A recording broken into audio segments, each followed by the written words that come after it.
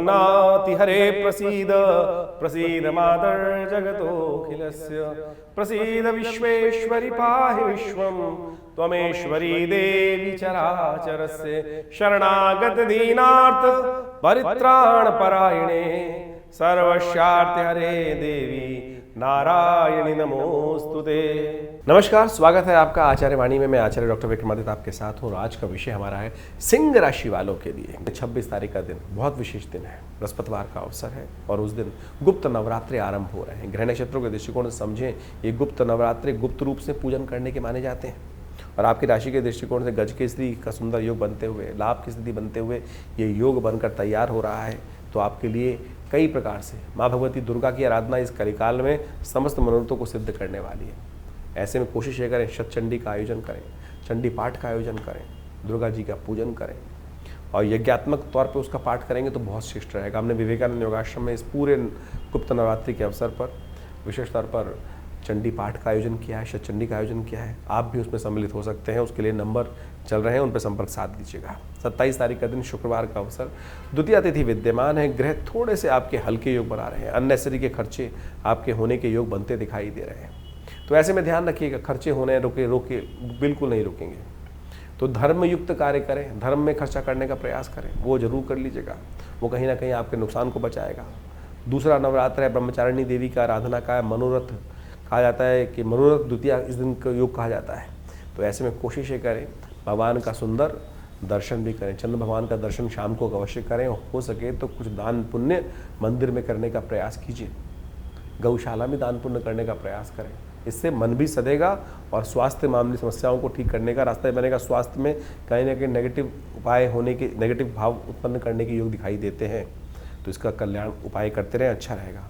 28 तारीख शनिवार का अवसर है और उस दिन तृतीया तिथि विद्यमान रहेगी। इस दिन बृहस्पति महाराज थोड़ी सी क्षीण अवस्था में रहेंगे। आर्द्रा नक्षत्र में प्रवेश होने के कारण से उनका थोड़ा सा नेगेटिव प्रभाव आपके जीवन में पड़ सकता है। सूर्य के साथ अस्त स्थिति में वैसे ही हैं।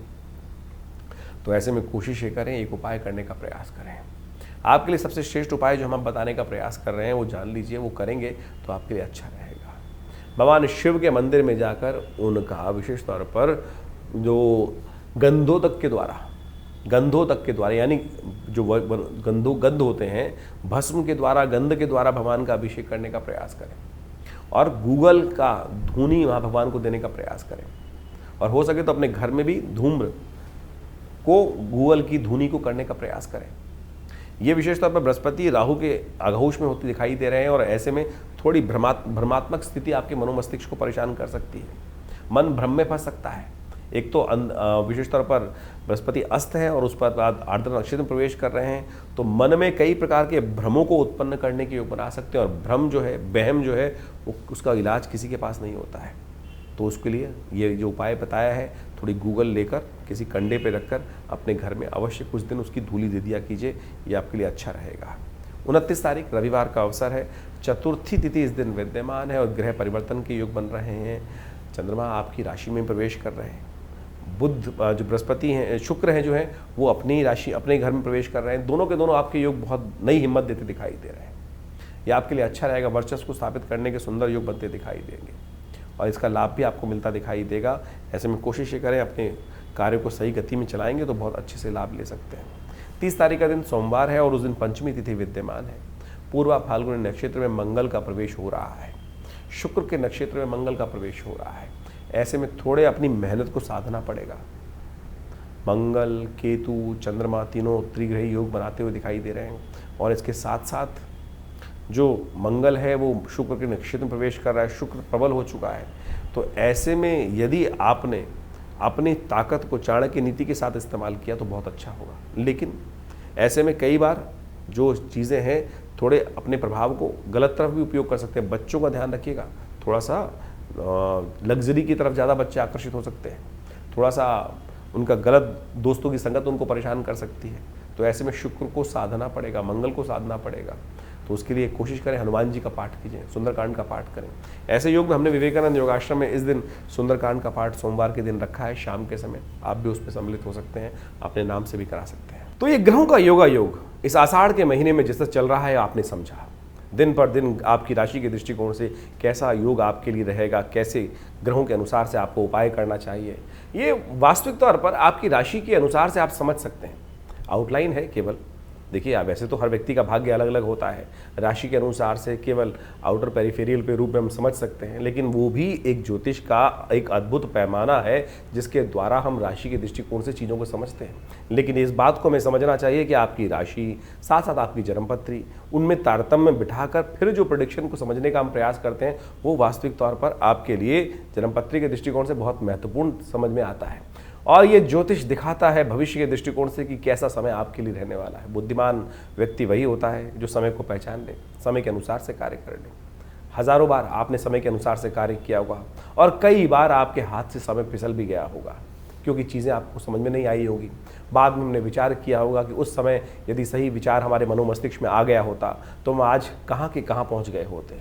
यही है बुद्धिमानी, यही ज्योतिष का नेत्र है, दिव्य नेत्र, जो सही समय पर यदि प्राप्त हो जाए तो चीज़ें आपके किस प्रकार से आपके जीवन में घटित हो सकती हैं। देखिए, बड़े भाग्य मानुष तन पावा, बड़े भाग्य से मनुष्य तन प्राप्त होता है। इसको ऐसे ही केवल भुस में लट मार मार के निकालने की आवश्यकता नहीं है। ज्ञान विज्ञान के उपयोग को अपने जीवन में उतारते हुए, ग्रहों के योगायोग को, दिन पर दिन जो ग्रहों का परिवर्तन है उसको समझते हुए यदि जीवन में हम समय को पहचानते हुए कार्य करेंगे तो जीवन में बहुत तीव्र गति से अपने लक्ष्य की प्राप्ति के निमित्त हम लक्ष्य की तरफ अग्रसित होने के सुंदर कार्य बना सकते हैं। ज्योतिष उसमें एक अद्भुत रूप से लाभ भी दे सकता है समय के अनुसार से। समय समय पर हमने भी अपने चैनल के माध्यम से आपके समक्ष विभिन्न भविष्यवाणियां उपस्थित करी हैं। आषाढ़ का महीना जिस प्रकार के योगों को लेकर आया है, षडाष्टक योग, शनि मंगल का योग चल रहा है। इस आषाढ़ के महीने में 5 बृहस्पतिवार का योग बन रहा है। विश्व के दृष्टिकोण से लड़ाइयों का, युद्धों का योग दिखाई दे रहा है। हमने इससे पिछले पूर्व अपने जो वीडियो बनाए थे उसके अंदर ये बात उपस्थित करी थी कि आकाशीय घटनाएं किस प्रकार की बन रही हैं और क्या क्या दुर्घटनाएं घटने के योग हैं। बहुत सी घटनाएं उसके अंदर आपके समक्ष में आई। अभी भी जिस प्रकार के योग हैं, षडाष्टक योग लगातार चल रहा है। विश्व में अशांति का वातावरण बनता दिखाई दे रहा है। युद्ध की स्थिति लगातार भयावह होती दिखाई दे रही है। विश्व में चल रहा है। लोग कह रहे हैं कि ये स्थिति आगे आने वाले विश्व युद्ध की तरफ अग्रसित हो रही है। बिल्कुल सही दिखाई देता है। अभी आज जल्दी ही आपको दिखाई देगा। मुहर्रम का जो वर्ष नया मुस्लिम हिजरी संवत के अनुसार से आरंभ हुआ चाहता है, वो साफ साफ दिखा रहा है कि अभी जिस प्रकार से इस्लामिक देशों को अलग अलग छितरा छितरा हम समझते दिखाई दे रहे हैं, आगे आने वाले समय में इनके ग्रहयोग के अनुसार से सब एक होते दिखाई देंगे। और जब ये सब एक होते दिखाई देंगे तो फिर एक पुनः भयावह स्थिति विश्व के दृष्टिकोण से, एक युद्ध के दृष्टिकोण से सामने आती दिखाई देगी। तो यानी इन समस्त ग्रहों को हमें अच्छे से समझना चाहिए और उसके अनुसार से कार्य यदि जीवन में करें तो बहुत रूप से चीज़ों को सही रूप से अपने जीवन में शुभ करने के निमित्त ले जा सकते हैं। इसके साथ साथ इस दिनों ग्रहों का जो परिवर्तन का योग चला, चाहे वो मंगल, चाहे वो शुक्र, इन सब ने अपने अपने नक्षत्रों में परिवर्तन किया और कई राशियों में परिवर्तन या कई अवस्थाओं में परिवर्तन हुआ। शुक्र महाराज अपने सुंदर रूप से अपनी राशि में आ गए। मंगल वहीं इन दिनों अपने राशि के दृष्टिकोण नक्षत्र में परिवर्तित करते हुए शुक्र के नक्षत्र में ही प्रवेश कर चुके हैं। तो ऐसे में इन सब का प्रभाव जो होने वाला है, ये सब आपको हमने समय समय पर बताने का प्रयास करते हैं। आपको समझ में भी आएगा। बहुत सारे लोग हैं जो तथाकथित तौर पर कई बार हमारे मनोमस्तिष्क में विडंबनाएं उत्पन्न करने का प्रयास करते हैं। हमारे ज्ञान पर भी कई बार लोग प्रश्न उपस्थित करने का प्रयास करते हैं। आपने जो कार्य जीवन में किया है उस पर भी आपके आसपास के लोग कई बार प्रश्न चिन्ह खड़ा कर देते हैं। उनके चक्करों में न फंसे। अपने शुद्ध ज्ञान को, अपने शुद्ध भारतीय संस्कृति के शुद्ध इस ज्ञान को, ज्योतिष विज्ञान को अपने जीवन में लाभ के निमित्त उपयोग करने से आपको लाभ ही मिलेगा। हमारे पूर्वज इससे अनेक प्रकार से लाभ लेते आए हैं और हम यदि सही समय पर अपने समय को पहचान लें तो सही रूप से अच्छे लाभ ले सकते हैं। आषाढ़ का महीना विशेष तौर पर गुप्त नवरात्रि का काल भी होता है। वर्षा ऋतु आरंभ हो जाती है। ऐसे में वर्षा ऋतु के अनुसार से कभी आकाश में बादल छा जाते हैं और कभी सूर्य निकल कर सामने आ जाता है। तो ऐसे में कई बार जीवन में ग्रहों जो स्थिति होती है ऐसी होती है, कभी बहुत बढ़िया से चल रहा है और कभी कभी ऐसा दिखाई देता है कि असमंजस की स्थिति हो जाती है। ऐसे में गुरु पूर्णिमा का पदार्पण होता है आषाढ़ के महीने में।